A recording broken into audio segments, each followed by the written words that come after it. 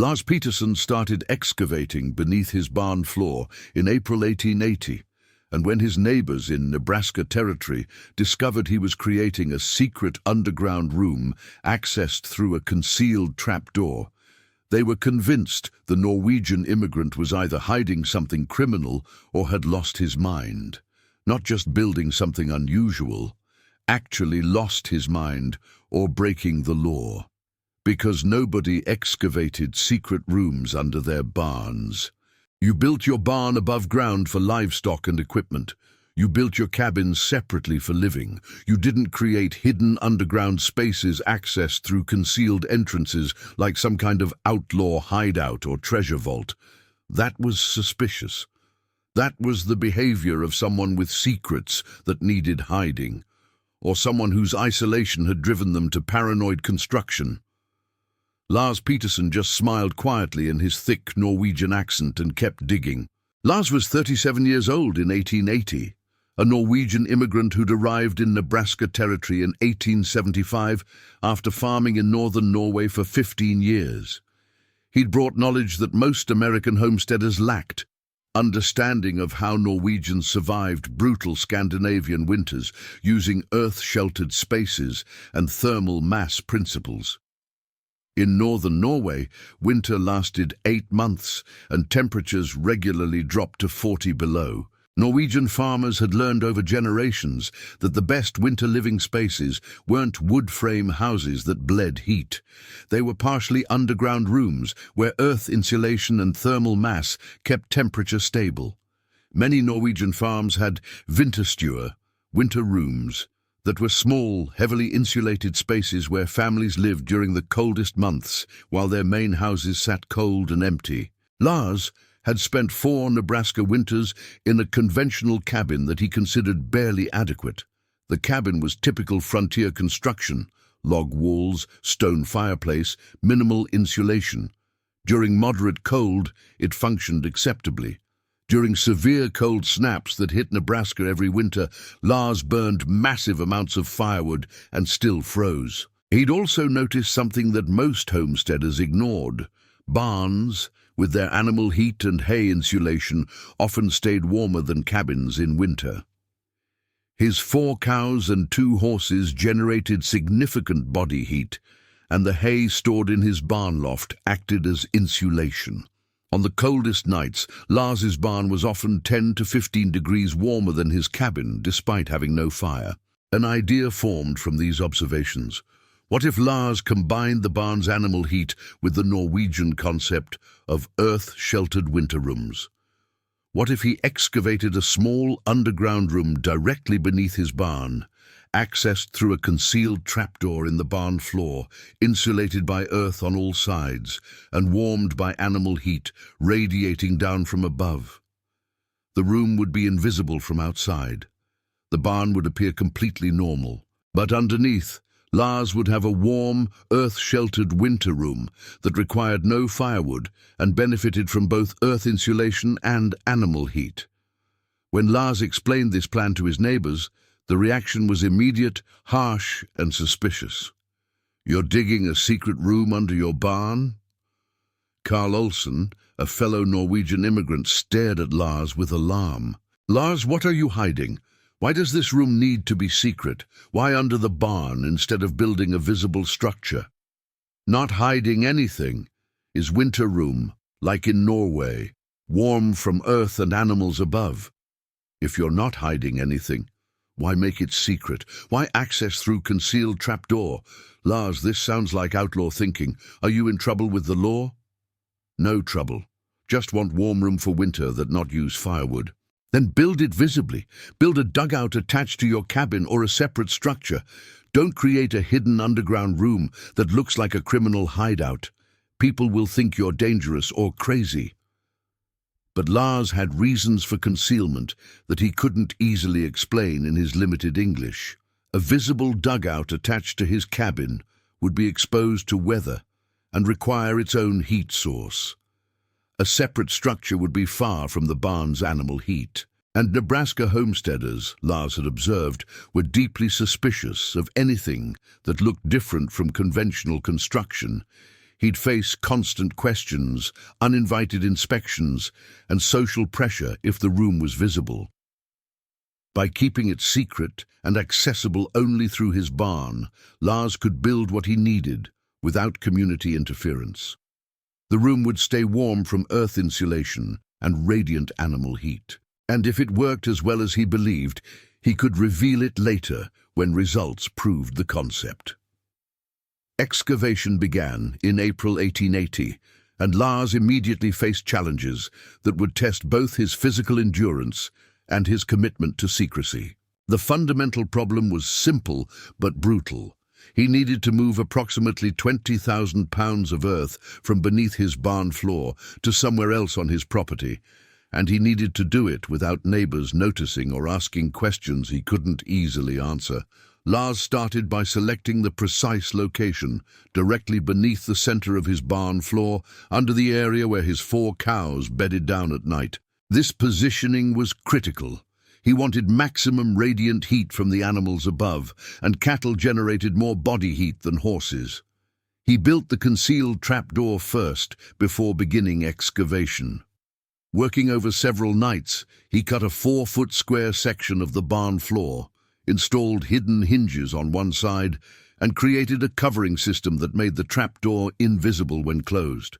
He mixed dirt and straw to exactly match the barn floor surface, practiced opening and closing the door until the motion was smooth and silent, and tested it dozens of times to ensure it couldn't be detected casually. When closed, the trapdoor looked like ordinary barn floor, slightly compressed earth covered with scattered straw, identical to the surrounding surface.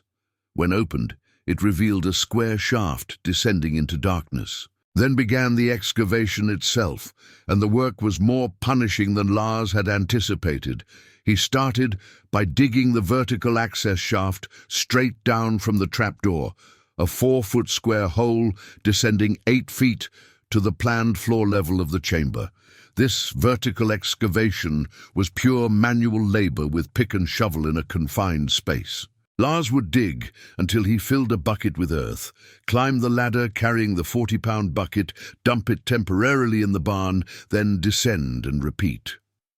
The first week he excavated approximately 60 cubic feet of earth, roughly 40 bucket trips up and down the ladder, all done after dark, when neighbors wouldn't see the barn lit by lantern. His back screamed in protest. His shoulders ached from the overhead pick work. His hands developed blisters that burst and bled, then formed calluses.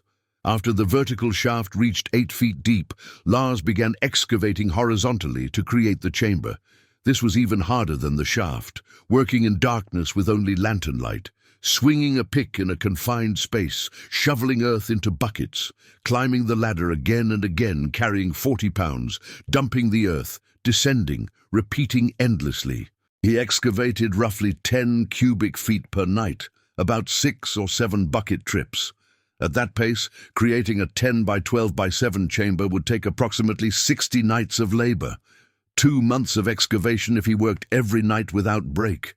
But Lars couldn't work every night. Some nights he was too exhausted. Some nights neighbors visited and he couldn't risk having them notice lantern light in his barn at midnight. Some nights, rain made it impossible to spread excavated earth without leaving obvious mud trails. The excavation took nearly 4 months instead of 2, and disposing of the earth required constant creativity. Lars couldn't dump 6 buckets of soil in one location. That would create a suspicious mound. He had to spread the earth in thin layers across distant parts of his property, walking hundreds of yards in darkness, carrying heavy buckets, scattering the soil, returning for more. He spread earth along fence lines where it looked like natural erosion. He filled low spots in distant fields. He scattered it in his garden areas where it looked like soil improvement. 20,000 pounds of earth disappeared into his 40 acres in amounts too small for anyone to notice. By late May, Lars had the chamber roughly half excavated, the vertical shaft was complete, and he'd carved out approximately half the horizontal chamber space. But the physical toll was severe. Lars had lost nearly 25 pounds from the exhausting work. His clothes hung loose. His face had become gaunt.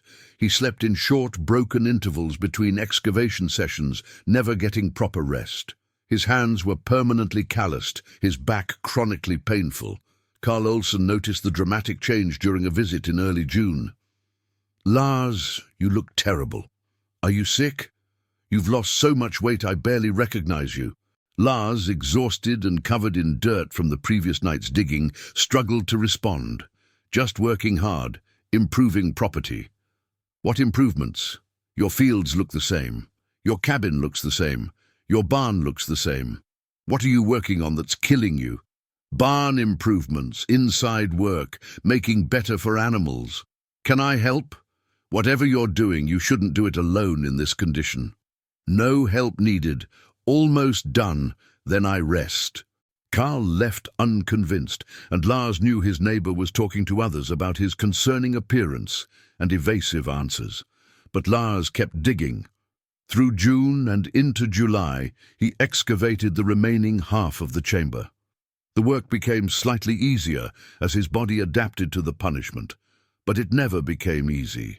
Every bucket of earth represented pain.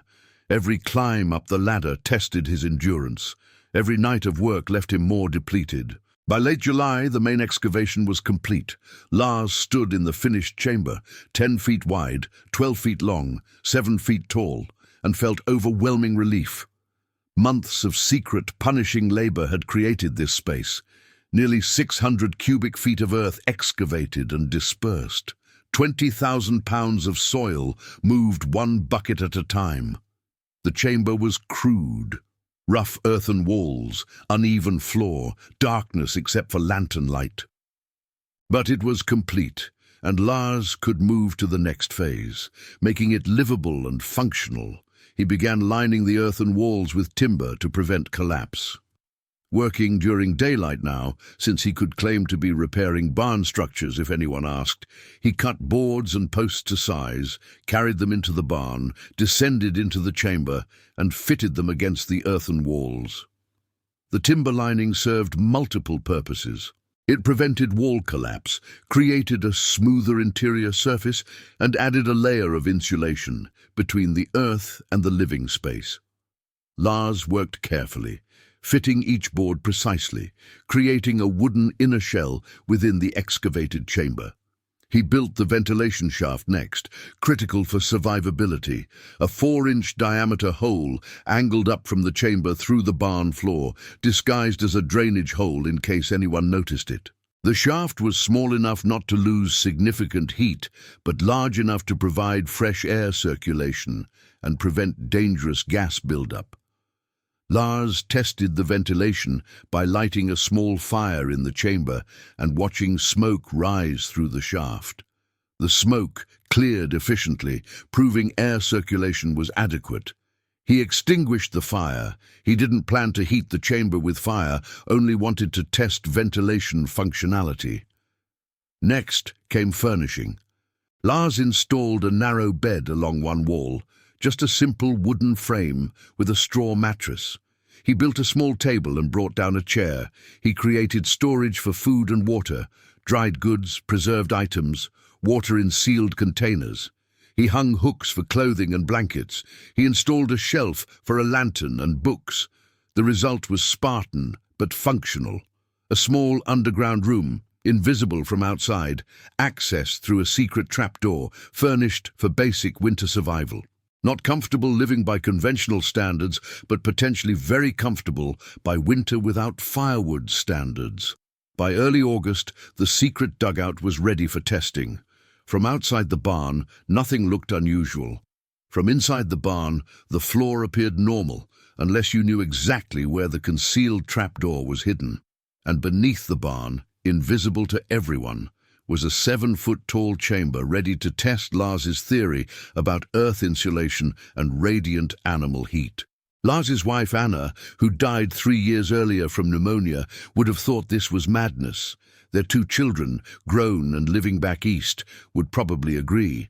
But Lars was alone on his Nebraska homestead, and alone he could pursue unconventional solutions without family opposition.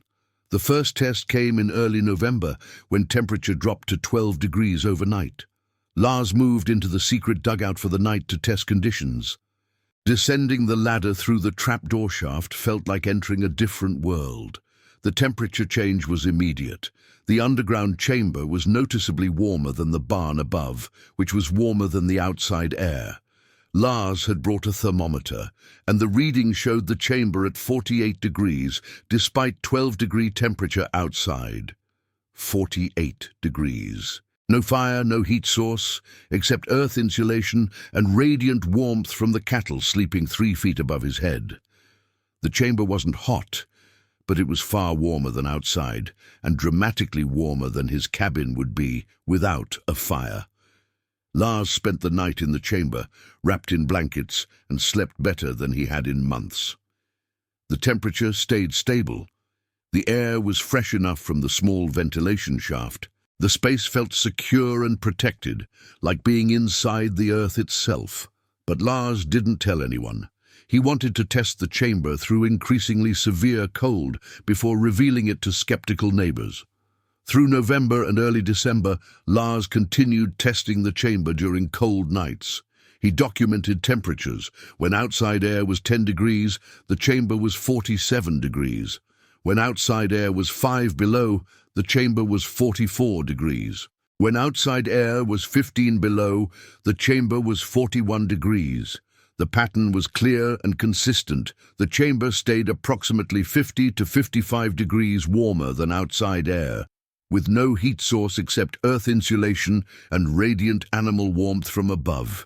The temperature stability was remarkable. It didn't fluctuate with outdoor temperature swings. It just maintained a steady range in the low to mid-40s. Then, in mid-December, Carl Olsen discovered the secret. Carl had stopped by unexpectedly to borrow a tool, entering Lars's barn without announcement, as neighbors often did. He found the barn empty of people, but heard a strange sound, a faint voice from below, barely audible. Carl searched for the source and noticed a small ventilation hole in the barn floor where sound was emerging. He called down through the hole, "Lars, are you down there?" A long silence. Then Lars's voice, resigned, "Yes, I come up." Carl watched in amazement as a section of the barn floor he'd walked across dozens of times lifted up on hidden hinges, revealing a trapdoor and vertical shaft. Lars climbed up the ladder from below, emerging from underground like some kind of earth spirit. "Lars, what in God's name is this? Is winter room, underground, warm from earth and animals?" Carl stared at the open trapdoor, then at Lars, then back at the trapdoor. "You've been living under your barn, in a secret room? How long has this been here?" "Since summer. I excavate it, test it for winter warmth." "Why secret? Why not tell anyone?" "Because people think it's crazy, like you thinking now." "But Carl, come down. See for yourself. Feel the temperature." Carl descended the ladder cautiously, and Lars followed. When Carl reached the chamber and stood in the earth-sheltered space, his expression shifted from suspicion to confusion to amazement. "It's warm. Lars, it's genuinely warm down here. How is this possible? There's no fire." "Earth insulate, animals above give heat. Chamber stay warm with no firewood needed." Carl walked around the small chamber, touching the timber-lined walls, feeling the stable temperature. Outside it was 20 degrees. The barn above was maybe 30 degrees from animal heat. This underground chamber was 46 degrees, warmer than the barn, dramatically warmer than any cabin without a fire. Lars, this is brilliant, but why hide it? Why not build this openly and show people it works? Because I know what people say. Lars is crazy. Lars digging like criminal. Lars hiding something bad. If I build secret and prove it worked, then show people. They see results, not judge idea. But now people will still think you're crazy because you built a secret room and hid it for months. Lars, the secrecy makes it look worse, not better. Maybe. But now is too late to change. Room is built. Room work good. People can think what they want. Carl climbed back up the ladder, deeply troubled. He'd discovered his neighbor living in a hidden underground room, accessed through a concealed trapdoor. It worked. The temperature evidence was undeniable, but it was still deeply strange and suspicious looking. Carl told other neighbors about his discovery, and within days, everyone within 10 miles knew that Lars Peterson had excavated a secret dugout under his barn and was living in it like some kind of underground creature. The reaction was mixed and intense. Some people were fascinated and wanted to see the chamber. Others were horrified and considered it evidence of mental instability. A few wondered if Lars was hiding from something or preparing for some apocalyptic event. A group of 5 neighbors came to confront Lars directly, led by Thomas Mitchell, an American homesteader who'd been suspicious of the Norwegian's behavior for months. "Peterson, we need to talk about this underground room. People are concerned. They want to know why you built a secret chamber under your barn. What are you hiding? What are you preparing for?" Lars, tired of suspicion, responded with unusual directness. "Not hiding. Not preparing for nothing special. Just want warm place for winter that not need firewood. In Norway, we build earth-sheltered winter rooms. This same idea but under barn, where is warm from animals. If it's innocent, why keep it secret? Why not build it openly? Because I know what you say. You say I crazy. You say is waste of time. You say Lars lost his mind. So I build quiet, test if work, then show you. Now work very good. Now you can see." Thomas shook his head. "You could have just explained and built it openly. The secrecy makes you look like you're hiding something criminal or preparing for trouble. Maybe you're right. Maybe I should build open. But it's too late now. Room is done. Room work. You want to see or just want to accuse?" 3 of the 5 neighbors descended into the chamber to see for themselves. They emerged impressed by the stable temperature, but still troubled by the secretive construction. The extreme test came in January 1881, when Nebraska Territory experienced the worst cold snap in a decade. Temperature dropped to 36 below zero and stayed there for 5 consecutive days. Across the territory, people struggled desperately to survive in cabins that couldn't maintain livable temperatures, despite fires that consumed wood faster than it could be split. Carl Olsen's conventional cabin, well built with a large fireplace, dropped to 18 degrees inside, despite Carl burning furniture and structural wood trying to stay warm. His family wore every piece of clothing they owned and still shivered through 5 days of dangerous cold. Thomas Mitchell's cabin managed 22 degrees inside by burning wood at unsustainable rates. His children developed cold-related illness from prolonged exposure to near-freezing temperatures despite being indoors with a fire. Across the territory, people suffered through the worst cold most had ever experienced. Cabins proved inadequate. Firewood supplies ran out. People burned everything combustible trying to generate enough heat to survive. 3 miles away, Lars Peterson spent 5 days in his secret dugout chamber, maintaining stable temperatures in the mid-40s without burning a single piece of firewood. The chamber temperature on the coldest day, when outside air was 36 below, held at 43 degrees, not hot, not even what most people would call warm. But 43 degrees without any fire was dramatically better than 18 degrees, with a desperate inferno consuming everything burnable. Lars wore normal winter clothing, not the desperate multiple layers his neighbors required.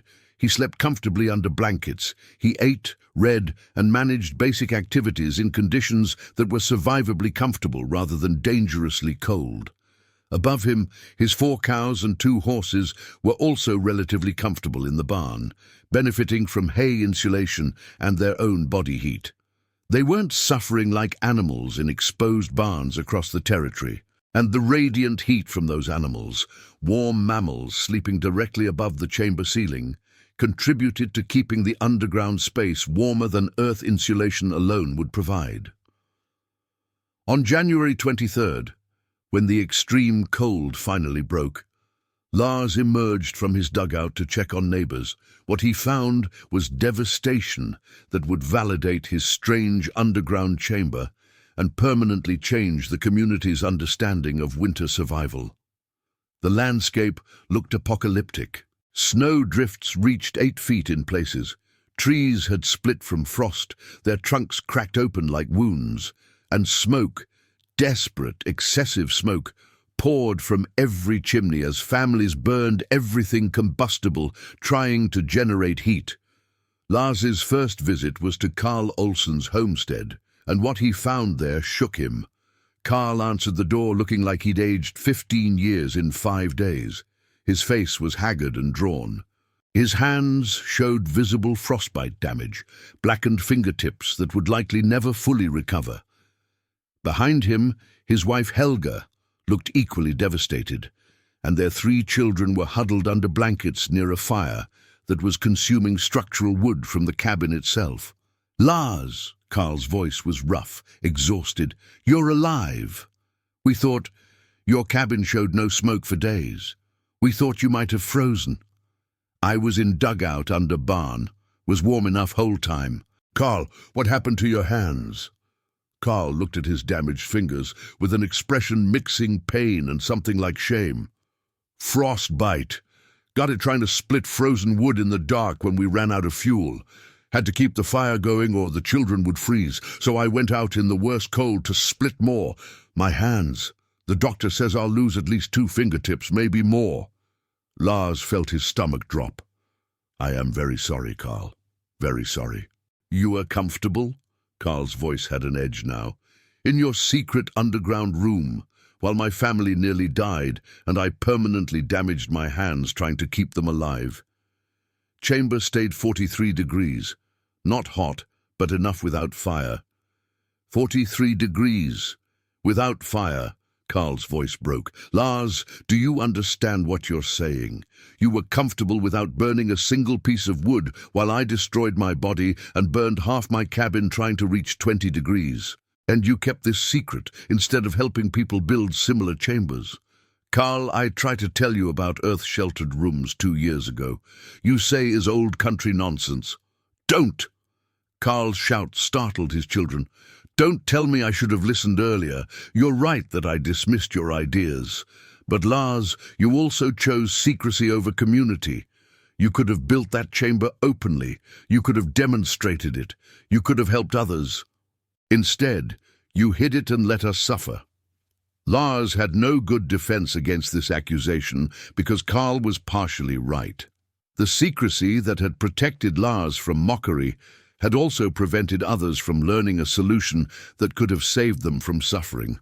"You are right," Lars said quietly.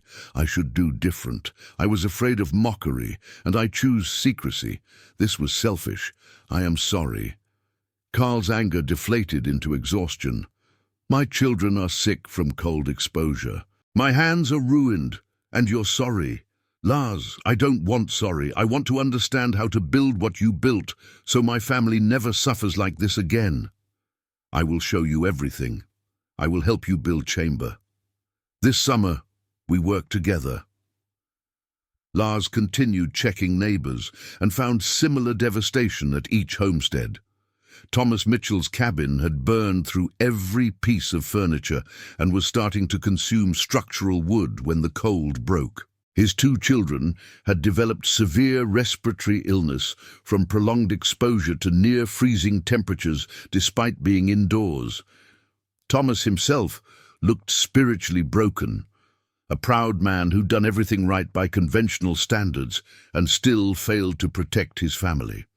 "Your secret room worked?" Thomas asked when Lars arrived. "The one under your barn that you wouldn't tell anyone about?" "Yes, worked very well." "My children are sick, Peterson. Sick from being cold in their own home despite a fire, and you were warm in a hole in the ground that you kept secret." Thomas's voice was bitter. "I don't know whether to ask you for help or tell you to leave. I understand your anger is justified. I make mistakes with secrecy, but Thomas, if you want to learn, I will teach." "Why should I trust anything you teach when you hid the one thing that could have helped?" Because the engineering is sound whether you trust me or not. Earth insulates, animal heat radiates. These are facts, not opinions. You can verify for yourself. Peter Johansson had fared better than most. His conventional cabin had maintained 25 degrees through careful wood management, but his cattle had suffered terribly in their exposed barn. 2 cows had died from cold stress, despite having shelter. The surviving animals showed visible cold damage. "Your animals were fine?" Peter asked. "In the barn above your secret room?" "Yes. Animals also warmer from earth insulation below. So the secret room helped your animals too, not just you. Peterson, that's the part that really bothers people. You had a solution that could have helped animals and people, and you kept it hidden." But by the end of his rounds, Lars had a clear picture of the devastation. 3 children seriously ill from cold exposure, Carl Olsen with permanent frostbite damage, 6 cattle dead across 3 farms, countless minor cold injuries, and the complete depletion of firewood supplies that would leave families vulnerable for the rest of winter. And through it all, Lars's secret dugout had maintained stable temperature in the low 40s with 0 firewood consumption. Word spread rapidly through the Nebraska community, and the reaction was intense and divided. Over the following weeks, word spread about Lars's secret dugout chamber and how it had kept him comfortable during cold that nearly killed others. People's reactions split into 3 camps. Some were angry that Lars had hidden something useful instead of sharing it. They blamed him for their suffering, saying he could have helped if he'd been less secretive. Others were fascinated and wanted to learn how to build similar chambers. They approached Lars, asking for help and advice. And some remained suspicious, insisting that living in a secret underground room was unnatural and dangerous, regardless of whether it worked. Lars helped those who genuinely wanted to learn. He showed them his chamber, explained the principles of earth insulation and thermal mass, demonstrated how radiant animal heat contributed to warmth. He helped 5 families excavate similar dugouts, some under barns, others as separate earth-sheltered rooms. Not everyone succeeded. Peter Johansson built his dugout too shallow with insufficient earth coverage. It didn't maintain temperature well. Margaret Olsen built hers with poor ventilation. The air became stuffy and dangerous. Thomas Morrison, still suspicious of Lars, built his dugout but was too afraid to actually use it, leaving it empty while he suffered through the following winter in his conventional cabin. But most carefully executed dugouts worked well. By 1883, 8 families in the area had functional earth-sheltered winter rooms, and all reported dramatic improvements in winter comfort compared to conventional cabins. Lars Peterson lived on his Nebraska homestead until 1897, using his secret dugout chamber every winter for 17 years. He never burned significant firewood during winter. The dugout kept him comfortable with earth insulation and animal heat. His cattle, sheltered in the barn above his living space, benefited from his presence below, creating a mutually beneficial thermal relationship. The chamber was discovered by new owners when the property sold after Lars's death. They found it strange and slightly disturbing, a hidden room under the barn with a concealed entrance, and filled it in, considering it a liability. But photographs exist from the 1890s showing Lars standing next to his barn with the trapdoor open, revealing the ladder descending into his secret winter room. The photo has a quality of quiet vindication. This strange Norwegian man who'd built something everyone mocked, standing beside his proof that it worked. Lars Peterson excavated a secret dugout under his barn and accessed it through a concealed trapdoor, and everyone thought he was either criminal, crazy, or both. They mocked the hidden chamber and questioned his sanity for living underground like some kind of earth creature. They demanded to know what he was hiding and why he needed secrecy. Then winter came with 36 below cold for 5 days. And Lars stayed comfortable in his 43-degree earth-sheltered room, while his neighbors nearly froze in their cabins, despite burning everything combustible. The secret dugout that looked suspicious proved to be brilliant engineering. The concealed entrance that seemed criminal was just practical access. The underground living that appeared crazy was superior thermal design. Lars wasn't hiding from the law or preparing for apocalypse. He was applying Norwegian winter survival knowledge to Nebraska conditions and keeping it secret because he knew Americans would mock what they didn't understand. He was right about the mockery, and he was right about the engineering. The dugout is gone now, filled in and forgotten. But the principle remains. Earth-sheltered spaces maintain stable temperatures with no fuel, and radiant animal heat contributes measurable warmth to spaces below. Lars Peterson knew that in 1880. It took one brutal winter for his neighbors to learn it.